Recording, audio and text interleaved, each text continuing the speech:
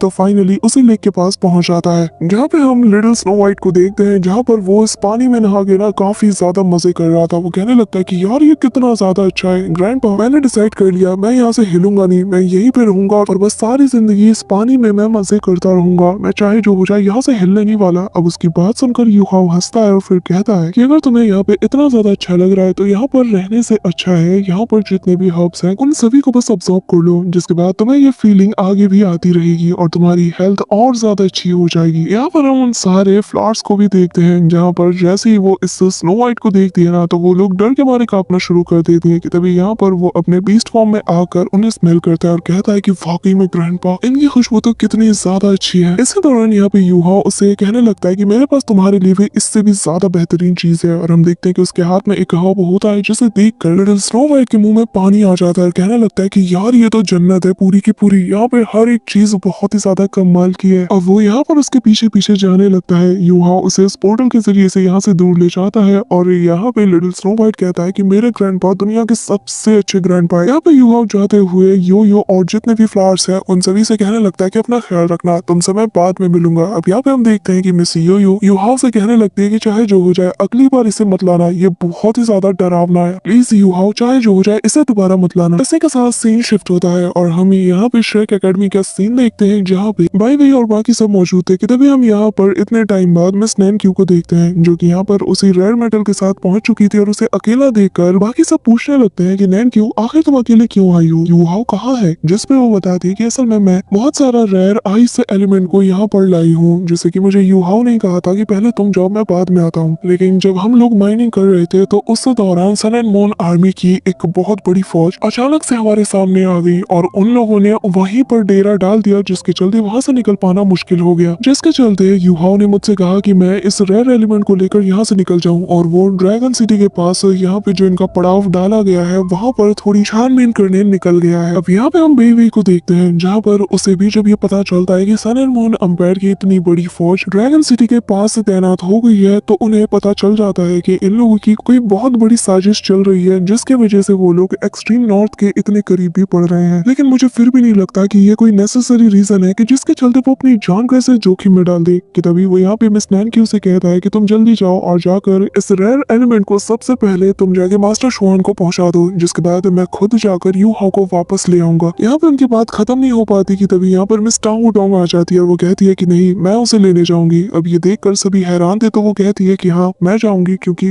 वहाँ पे कुछ ऐसा है जिसे कि मैं यूहाओ के साथ मिलकर कंफर्म करना चाहती हूँ। जिस पर यहाँ पे सभी लोग मान जाते हैं। कि तभी बेई बताने लगते हैं कि नैनक्यू तुम यहाँ इन्हें यूहाओ की एग्जैक्ट जो लोकेशन है वो बता दो। जिसपे मिस टांग डोंग बताती है जहाँ तक मैं यूहाओ के दिमाग को जान पाई हूँ वो ऐसे ही खाली हाथों वापस नहीं आएगा और ना ही वो एक जगह पे टिके रहेगा। इसी के साथ सीन शिफ्ट होता है और हम इतने टाइम बाद हेवनली टाउन सिटी का सीन देखते हैं, जहाँ पर एक बड़े से घर की छत के ऊपर यूहाओ मौजूद था और यूहाओ यहाँ पे ब्लैक रॉक पहने हुए था और इस पूरे के पूरे शहर को देखकर कहने लगता है कि कभी ये शहर हेवनली सोल एम्पायर का कैपिटल हुआ करता था। लेकिन अफसोस की बात है कि अब ये सन एंड मून एम्पायर के अंडर में आता है। अब यहाँ पे हम देखते हैं कि यूहाओ एक जगह पे पहुंचा था, जो कि एक बहुत बड़ा सा पैलेस का गेट लग रहा था और जिसके ऊपर लिखा हुआ था कैसा डिवाइन आर्टिफैक्ट जो कि पूरे वर्ल्ड को सप्रेस कर सकता है। उस टेक्स्ट के ऊपर कुछ खरोंचों के निशान भी थे और अगले ही पल यूहाओ कहने लगता है कि ये वही जगह है जहाँ पर उस वेपन को बनाया गया था। अब यहाँ पे हम यूहाओ की पास्ट मेमोरीज का रिकॉल देखते हैं। यहाँ पे यूहाओ पुरानी मेमोरीज को याद करते हुए कहने लगता है कि ये वही जगह है जहाँ से सब कुछ शुरू हुआ था और फिर वो कहने लगता है कि चाहे जो हो जाए मैं इस जगह को आजाद करके रहूंगा, हमारे तांगलैन के इस बर्थ प्लेस को मैं हर हाल में वापस लेके रहूंगा। जिसके साथ ही यूहाओ यहाँ से जाने लगता है और कहने लगता है कि टीचर शाओ याओ आखिर आप कहाँ पे हैं। इसी के साथ हम देखते हैं कि यूहाओ सिटी की तरफ रवाना हो जाता है, जहाँ पर भारी भरकम तैनाती थी, लेकिन यूहाओ फिर भी इनको जैसे तैसे करके चकमा दे देता है। जिसके बाद यहाँ पे चलते चलते यूहाओ एक फाउंटेन के पास आता है, जहाँ पर जैसे ही वो अपने माइंड पावर का यूज करता है तो उसे पता चल जाता है कि यहाँ पर बहुत से अलग अलग टाइप के जो सोल डिटेक्शन टूल्स है वो सभी इंस्टॉल किए गए हैं और ये सभी अलग अलग लेवल पे काम करते हैं। यूहाओ पानी के अंदर फिर कूद जाता है और कहने लगता है कि अगर मेरे पास डेस्टिनी आई की पावर नहीं होती तो मैं अपनी स्पिरिचुअल डिटेक्शन को इतने ज्यादा हायर लेवल पे इनहेंस कभी नहीं कर पाता। हाँ आगे बढ़ने लगता है, पानी के और गहराई में जाता है और कहने लगता है कि ये जो हेवन टाउ सिटी है ये हेवनली सोल एम्पायर का कैपिटल है और जिसका कि इतिहास में एक काफी बड़ा महत्व रहा है और इस जैसे एक बड़ी सी कंट्री को पूरी तरीके से अपना बना लेना सन एंड मून एम्पायर के लिए एक बहुत बड़ी कामयाबी है। यूहाओ आगे बढ़ता है और यहाँ चप्पे चप्पे पे अपनी निगाहें दौड़ाने के बाद वो कहने लगता है कि जो भी कमांडर यहाँ पे पोजीशन में होगा ना वो सच में बहुत ही ज्यादा स्ट्रांग होगा और उसकी पोजीशन में यहाँ पे काफी ज्यादा हायर रैंक की होगी और मुझे पूरा यकीन है कि यहाँ पर जो होली स्पिरिट कल्ट के लोग होंगे उनका भी कोई बहुत बड़ा रिप्रेजेंटेटिव भी मौजूद होगा। और टीचर शाओ यो होली स्पिरिट कल्ट के एक रिस्पेक्टिव सेंट में से एक है, वो हेवनली ताओ सिटी से भी बिलोंग करती है, तो जिसका मतलब ये है कि उनसे बेहतरीन कैंडिडेट कोई भी हो नहीं सकता। हाँ, पानी के काफी डीप में पहुंच चुका था, वो यहाँ पर घुटनों के बल बैठ जाता है और अपनी आइस ब्लास्ट टेक्निक का यूज करता है, जहाँ पे वो जमीन को छूते साथ ही यहाँ पे उसे जमाना शुरू कर देता है। धीरे धीरे आइस क्रिस्टल पानी के अंदर बनने लगते हैं और यहाँ पे जितनी भी मछलियां थी और जो भी यहाँ पे लिविंग बींग्स थे वो सभी सेकंड्स में फ्रोज हो जाती हैं। इसी के साथ यूहाओ पानी से बाहर निकलता है और उसके निकलते साथ ही यहाँ का जो फाउंटेन वाला जो पूरा एरिया था उसके ऊपरी सतह को छोड़कर नीचे की पूरी सतह उसने जमा दी थी। यूहाओ कहता है कि ये तो मेरे प्लान का सबसे इम्पोर्टेंट हिस्सा है और ये कहते साथ ही वो यहाँ से निकल जाता है। तभी यूहाओ जब इस जगह को जायजा कर रहा था तभी उसे फील होता है कि जैसे पीछे से कोई आ रहा है और वो जैसे ही मुड़ के देखता है तो यहाँ पे काफी सारे सोल्जर्स ऑलरेडी आ चुके थे। यूहाओ यहाँ से दूर चला जाता है और वो अपनी स्पिरिचुअल डिटेक्शन टेक्निक का यूज करते हुए यहाँ पर जितने भी सिक्योरिटी बैरियर्स लगे हैं उन्हें देखने लगता है और उसे पता चलता है कि यहाँ पर एक नहीं दो नहीं बल्कि 3 से भी ज्यादा स्पिरिचुअल बैरियर्स लगे हुए हैं उस पैलेस के आगे, जिसका मतलब कि अंदर ब्रेक थ्रू करना मुश्किल होगा। कि तभी यूहाओ देख लेता है कि यहाँ पे कुछ लोग उसी के डायरेक्शन में उसे पकड़ने के लिए तेजी से बढ़ रहे हैं, जिसका मतलब इन्हें यूहाओ की खबर लग चुकी है। यूहाओ यहाँ से भाग जाता है लेकिन यूहाओ ये देख के हैरान होता है कि ये लोग उसे चेस करने नहीं आते, तो यूहाओ को लगता है कि शायद उसकी डाइवर्जन टेक्निक इन लोगों पे काम आ गई होगी। पर तभी यूहाओ कहता है कि ठीक है, अब जब ये मुझे चेस नहीं कर रहे तो मैं अपनी और ज्यादा स्पिरिचुअल एनर्जी को यहाँ पे रिलीज करूंगा। अब यहाँ पे हम देखते हैं कि वो रिवील करता है और ये लोग वापस से इसके ट्रैप में फंस जाते हैं, जिनमें से एक कॉन्ट्रा और एक दूसरा टाइटल दाउलू था जो कि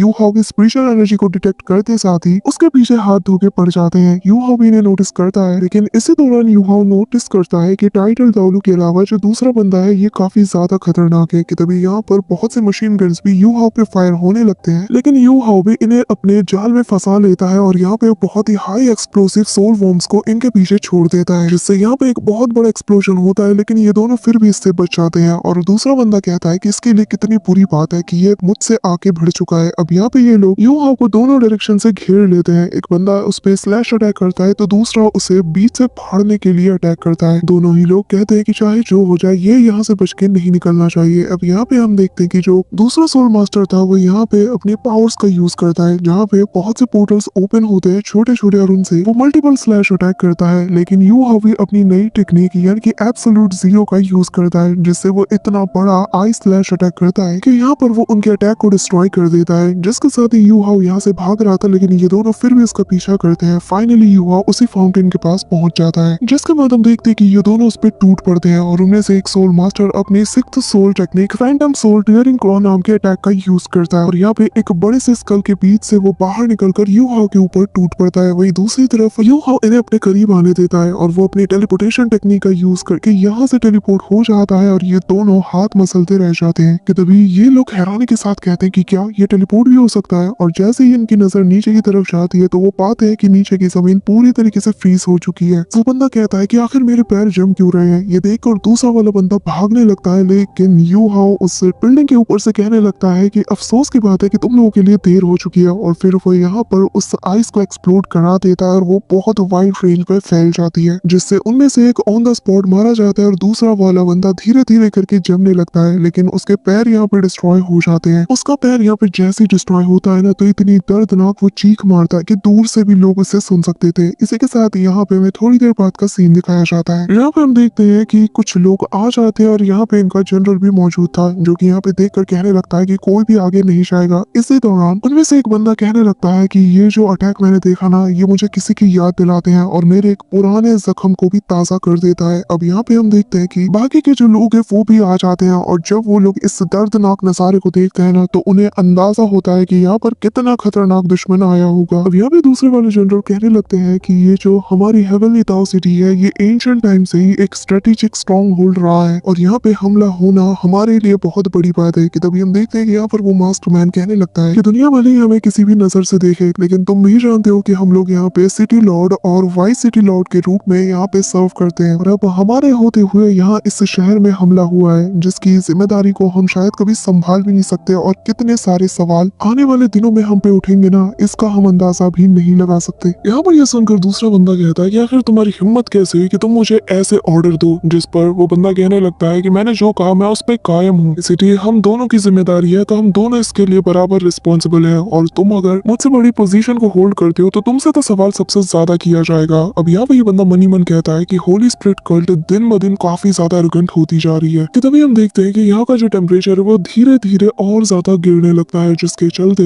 इन सभी को काफी ज्यादा ठंड लगती है। लेकिन जैसे ही यहाँ पर उस मास्टरमैन की नजर उस स्नोफ्लेक पे जाती है तो वो कहने लगता है कि यहाँ की इस बर्फ में कुछ तो गड़बड़ है। और यहाँ ऊपर हम देखते हैं कि जो लिटिल स्नो व्हाइट है उसने तो यहाँ पर आधे से ज्यादा सोल डिटेक्शन टूल को अपनी वॉइस से पूरी तरीके से फ्रीज कर दिया है। इसी दौरान हम वापस से उसी मास्टरमैन को देखते हैं जो कि कहने लगता है कि हॉल मास्टर होंगचन आखिर यहाँ पे चल क्या रहा है, ये सब कुछ क्या हो रहा है। कि तभी वो कहने लगता है कि मैं खुद भी हैरान हूँ, लेकिन इस गिरते टेम्परेचर के चलते हमारी जो सोल डिटेक्शन टूल है वो ठीक से काम नहीं कर पा रही, और ये कोई एडवांस सोल डिटेक्शन टूल्स नहीं है। इसी के चलते मुझे खुद जाकर चेक करना होगा कि आखिर माजरा क्या है। ये कहते साथ ही वो यहाँ से जाने लगता है। वहीं दूसरी तरफ हम यूहाओ को देखते हैं जो कि यहाँ से भाग रहा था और कहता है कि ये डाइवर्जन फाइनली वर्क कर गया। मैंने अपनी स्पिरिचुअल डिटेक्शन टेक्निक का यूज करके इनको अच्छा खासा चकमा दे दिया। अब बस मुझे उस टाइटल डाउन को निपटाना होगा। उसे निपटाने के बाद मेरा पूरा रास्ता आसान हो जाएगा और फिर मैं इस पैलेस के और ज्यादा डीप में जाकर टीचर श्याओया को और अच्छे से ढूंढ पाऊंगा। तभी उसकी नजर यहाँ पर लिटिल स्नो व्हाइट पे जाती है जो कि यहाँ पर खाते हुए मस्त उसका काम कर रहा था जो कि यूहाओ ने उसे बोला था। अब यहाँ पे उसे देखकर यूहाओ कहने लगता है कि इसकी पावर वाकई में बहुत ही कमाल की है और इसके जरिए से मेरा आधा काम वैसे ही आसान हो गया है। अब यहाँ पे वो कहने लगता है कि बचा है बस ये बंदा, जिसके बाद जिंग होंगचैन को अकेले फेस करते हुए यहाँ से एस्केप करना मेरे लिए कोई बहुत बड़ी बात नहीं होगी। यहाँ पे हम जिन होंगचैन को देखते हैं जहाँ पर वो उस आइस को डिटेक्ट कर रहा था और उसे स्मेल करते हुए अच्छे से एग्जामिन करने की कोशिश करता है। कि तभी यूहाओ पैलेस की ओर डीप में जाते हुए कहता है कि अब मैं बिना किसी परेशानी के यहाँ पर और ज्यादा डीप में जाकर छानबीन कर सकता हूँ। इसी दौरान हम यहाँ पर दो मास्टरमैन को देखते हैं जो कि यहाँ से दौड़ते हुए जा रहे थे और उनमें से एक बंदा कहता है कि यार यहाँ का जो गिरता हुआ टेम्परेचर है ना, ये मेरी हड्डियों को जमा रहा है। देखने से ही लग रहा है कि ये किसी टॉप टाइटल लेवल दावलू की ही कोई टेक्निक होगी, वरना इतनी जल्दी टेम्परेचर को इस हद तक गिरा देना हर किसी के बस की बात नहीं। इसी दौरान ये लोग आगे की ओर बढ़ रहे थे कि तभी यहाँ पर यूहाओ कहने लगता है कि मैंने इस पूरी जगह को छान मारा अपनी डिटेक्शन टेक्निक की मदद से, लेकिन मुझे कहीं भी जो टीचर श्याओ यी है उनका नामो निशान तक नहीं मिला। अब यूहाओ सोचता है कि उसे यहाँ पर किसी को पकड़कर छानबीन करनी होगी। कि तभी वो यहाँ पे अपनी माइंड पावर का यूज करते हुए उनमें से एक बंदे को धर लेता है और वो उसके पास जाकर उसके सामने खड़ा हो जाता है। ये देखकर वो बंदा अपनी सोल रिंग्स को एक्टिवेट करते हुए कहता है कि आखिर तो है कौन, तेरी हिम्मत कैसे हुई मेरा रास्ता रोकने की। यहाँ पे जैसे ही वो अपने सोल स्किल्स को एक्टिवेट करता है तो उसकी स्किल्स को देख कर ही यूहा समझ आता है कि ये एक सोल सेज मास्टर है। तो वो यहाँ से तेजी से दौड़ जाता है और एक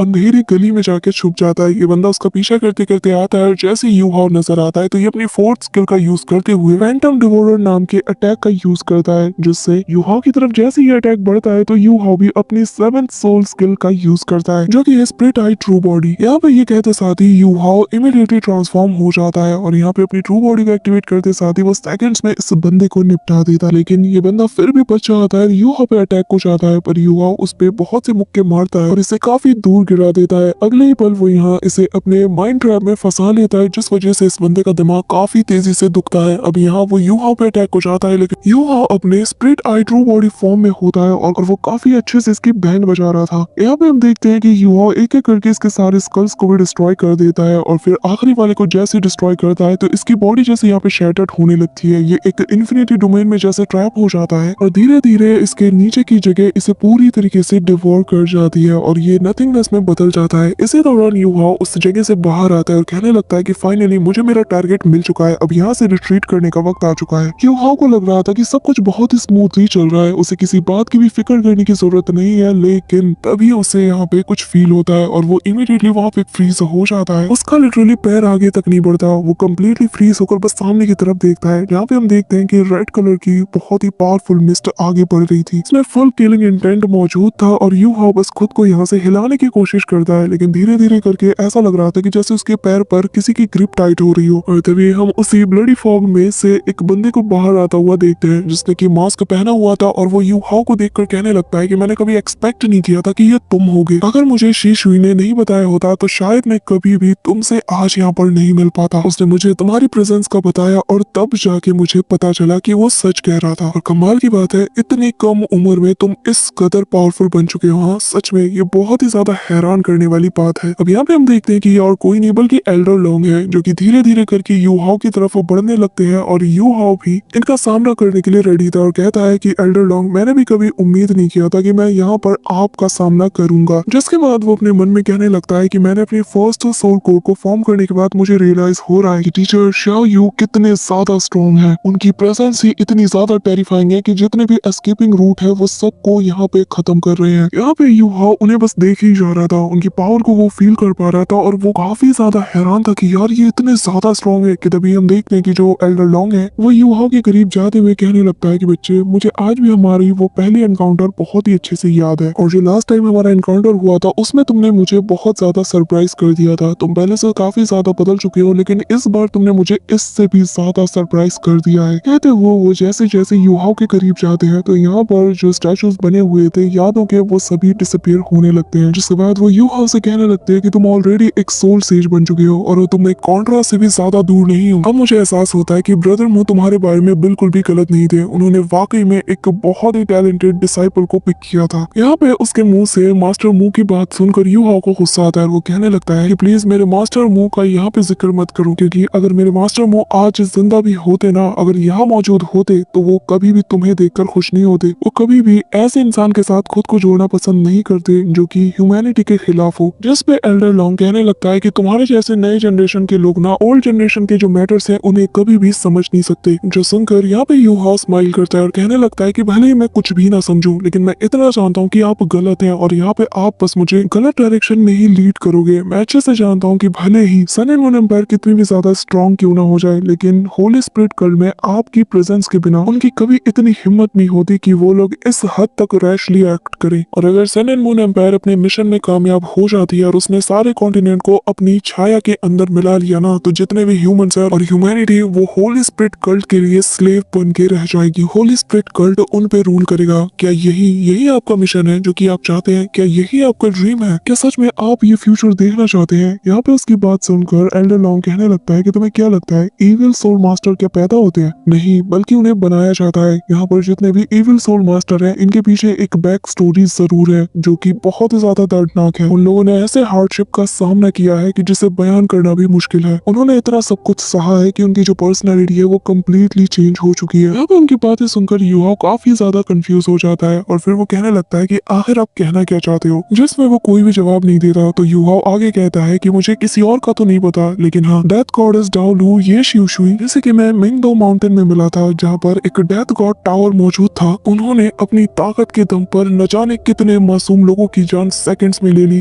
एक सेकंड्स में ही उन्होंने कितने लोगों को मौत के घाट उतार दिया। इसके बारे में आपका क्या ख्याल है? मैंने खुद उनकी दर्द भरी चीखें सुनी है, मैंने खुद वो नजारा देखा है, मैंने उनका कत्लेआम होते हुए देखा, लेकिन मैं फिर भी कुछ नहीं कर पाया। उस डेथ टावर ने सेकंड्स में सिर्फ लोगों की जान नहीं ली, बल्कि जो लोग उन जान से जुड़े हुए थे उन लोगों को भी जीते जी इन्होंने मार दिया। साथ ही उन लोगों की मार करना उनकी सोल को भी इन्होंने कैप्चर कर लिया। आखिर मैं कैसे ये चीज बर्दाश्त कर सकता हूँ और कैसे उन्हें माफ कर सकता हूँ? वो इंसान नहीं बल्कि इंसान के भेस में एक प्योर डीमन है। आखिर मैं कैसे शांत रह सकता हूँ? आखिर मैं कैसे ऐसी चीज को एक्सेप्ट कर सकता हूँ? यहाँ पे यू हाओ को बहुत ही ज्यादा गुस्सा आता है। वो अपनी मुट्ठी को टाइट कर रहा था कि तभी यहाँ पर जो एल्डर लॉन्ग है वो बताते हैं कि मैं इस बारे में कुछ भी नहीं कर सकता और ना ही मेरे पास कोई रास्ता है कि मैं पीछे हट सकता हूँ। कि तभी यहाँ पे वो अपने मास्क को बर्न करने लगते हैं और कहने लगते हैं कि मैं बस इतना चाहता हूँ कि अगर मैं श्री श्री का